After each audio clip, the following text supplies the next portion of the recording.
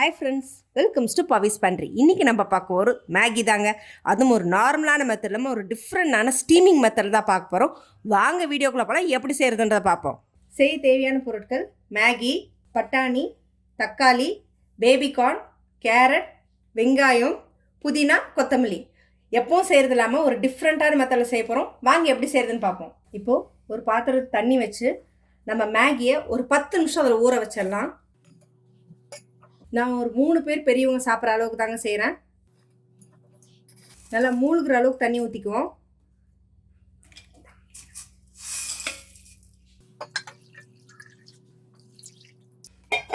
இந்த மாதிரி பிரித்து விட்டு போட்டுக்கோங்க.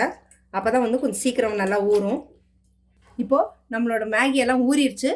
இதை இட்லி பாத்திரத்தில் வந்து வச்சு ஆவியில் வேக வச்சு எடுத்துருவோம். இப்போது இதை அப்படியே வந்து இதில் வச்சு வேக வைக்கிறதாங்க. மேடம், இவ்வளோ பெருசாக இட்லி பாத்திரம் எங்கள் கிட்டலாம் இல்லைன்னா நீங்கள் நார்மலாக யூஸ் பண்ணுற இட்லி பாத்திரத்திலே நீங்கள் வந்து அடுத்தடுத்த தட்டில் வச்சு நீங்கள் வேக வச்சுக்கலாம்.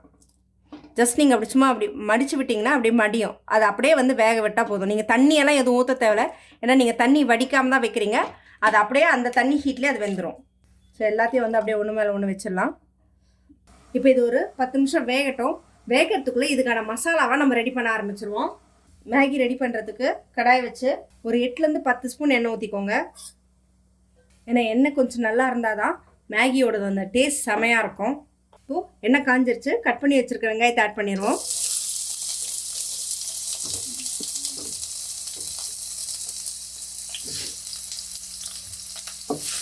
கொஞ்சம் வந்து மீடியம் ஃப்ளேமில் வச்சுக்கோங்க. ஏன்னா ரொம்ப சிம்மில் வச்சுருந்தா ரொம்ப லேட் ஆகும். கொஞ்சம் மீடியம் ஃப்ளேமில் வச்சுக்கலாம். வெங்காயம் நல்லா கொஞ்சம் வதங்கிருச்சு. இப்போ இந்த ஸ்டேஜில் இப்போ வெஜிடபிள் தேவையான அளவுக்கு வரைக்கும் உப்பு போட்டுக்கோங்க. ஏன்னா மேகியில் வந்து ஆல்ரெடி அந்த மசாலாவில் உப்பு இருக்கும். இப்போ இந்த ஸ்டேஜில் ஒரு 2 நிமிஷம் வதங்கட்டும். இப்போ இந்த ஸ்டேஜில் எடுத்து வச்சுருக்க பட்டாணியை ஃபஸ்ட்டு போட்டுடலாம். நான் பச்சை பட்டாணி தான் போட்டிருக்கேன்.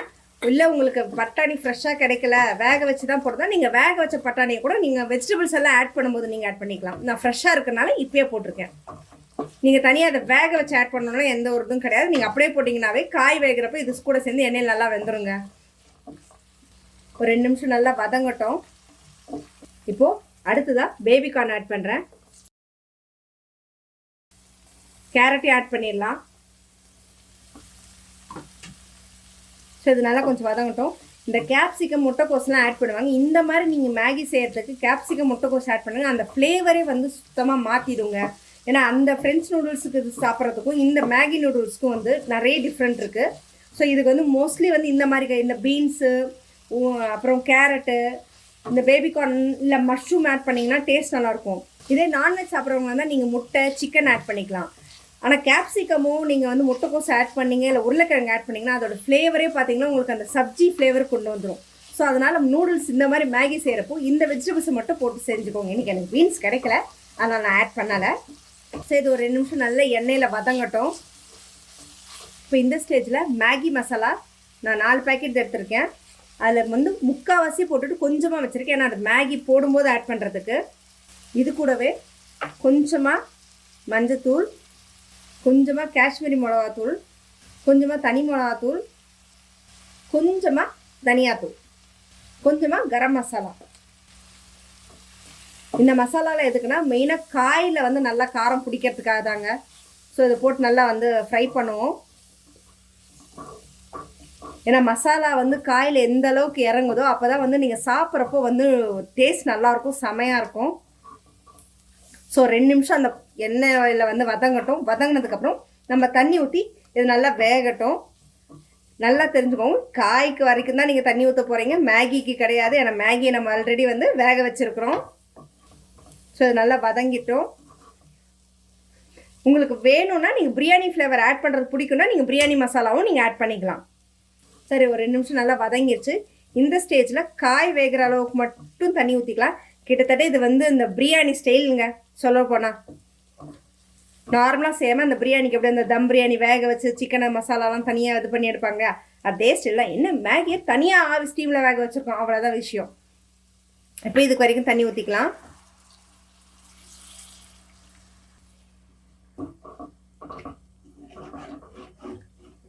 ஏன்னா இது வேகிறதுக்கும் நம்மளோட மேகி வேகிறதுக்கும் கரெக்டாக இருக்குங்க. எடுத்து கலந்து சாப்பிட்றது மட்டும்தான் நம்மளோட வேலையாக இருக்க போது. அடுத்தது ஸோ ஃப்ளேம் ஏற்றி ஒரு தட்டு போட்டு நல்லா மூடி விட்ருவோம் வேகிறதுக்கு. கலர் பார்க்குறப்ப அப்படியே சூப்பராக இருக்குது, சாப்பிடும் போல் இருக்குது. இதை இப்போ வச்சு மூடுவோம்.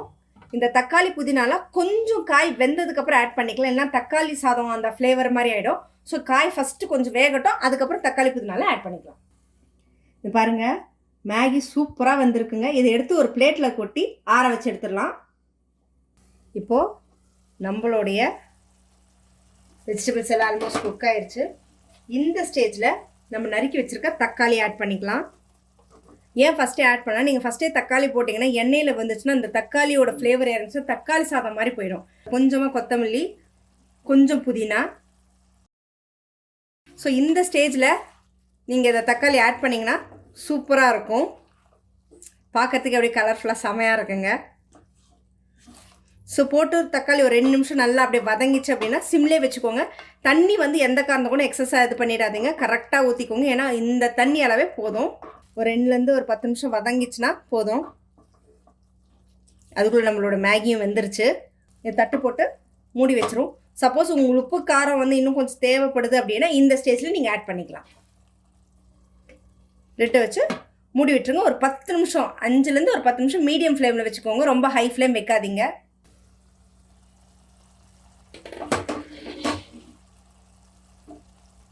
இப்போது செமையாக இருக்குங்க. அப்படியே பார்க்குறதுக்கு அந்த தக்காளி கலரோட அந்த பட்டாணி, அதுவும் அந்த என்ன சொல்கிறது, அந்த பேபி கார்ன் எல்லாமே சூப்பராக இருக்குது. பார்க்கறதுக்கு அப்படியே செமையாக இருக்குது. சப்போஸ் உங்களுக்கு பட்டாணி கிடைக்கலன்னா நீங்கள் வந்து ஸ்வீட் கார்ன் கூட நீங்கள் வந்து வேக வச்சு ஆட் பண்ணிக்கலாம். ஏன்னா இந்த மாதிரி டிஷ்ஷுக்கெல்லாம் அந்த ஸ்வீட் கார்ன் அந்த மாதிரி இருந்தால் தான் சாப்பிட்றதுக்கே வந்து செமையாக இருக்கும். ஸோ நம்மளுடைய மேகியும் ரெடிங்க. பார்த்திங்கன்னா சூப்பராக வந்திருக்குது, சான்ஸே இல்லை. இப்போ இதில் ஆட் பண்ணிடலாம். ரொம்பவும் ட்ரை பண்ணிடாதீங்க, கொஞ்சம் வந்து இந்த தண்ணி இதோடு இருந்தால் தான் அந்த மேகி வந்து அதில் நல்லா மிக்ஸ் ஆகிறதுக்கு.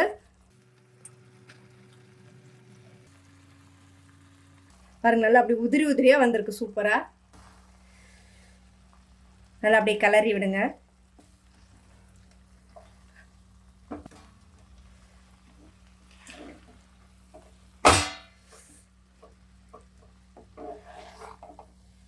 ஸோ நல்லா இப்படி எடுத்து விட்டு இப்படி கிளறினீங்கன்னா அப்படி அப்படியே அதில் வந்து மசாலா நல்லா இதாக பிளெண்ட் ஆகும்.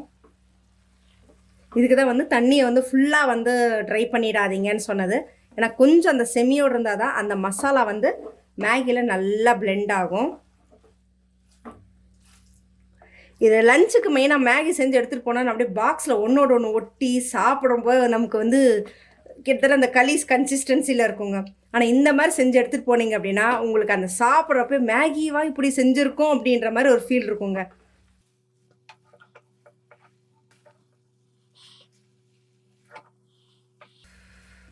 ஸோ ஸ்டவ் ஆஃப் பண்ணிடலாம்.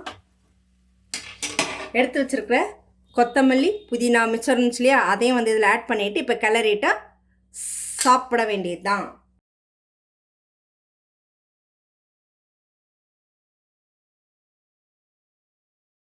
நிஜமாக செமையாக இருக்குங்க. பார்க்குறதுக்கு மட்டும் இல்லை, டேஸ்ட்டும் அப்படியே அந்த ஃப்ளேவர் எல்லாமே அந்த காயோடது எல்லாமே சூப்பராக இருக்குது. ஆக்சுவலாக இந்த மாதிரி செய்கிறது வந்து பார்த்திங்கன்னா நம்ம ஊர் சைடு இது செய்ய மாட்டாங்க.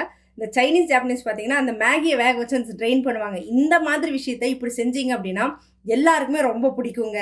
இதில் நீங்கள் கடைசியாக வந்து முட்டையை வந்து தனியாக வேக வச்சு அடித்து இதில் ஆட் பண்ணிங்கனாலும் இன்னும் ஃப்ளேவர் சூப்பராக இருக்கும் அந்த காய் வேக வச்சப்பே. பட் ஆனால் இப்போ நான் முட்டை ஆட் பண்ணலை, ஏன்னா இன்ஸ்டண்ட்டாக பிளான் பண்ணதுனால.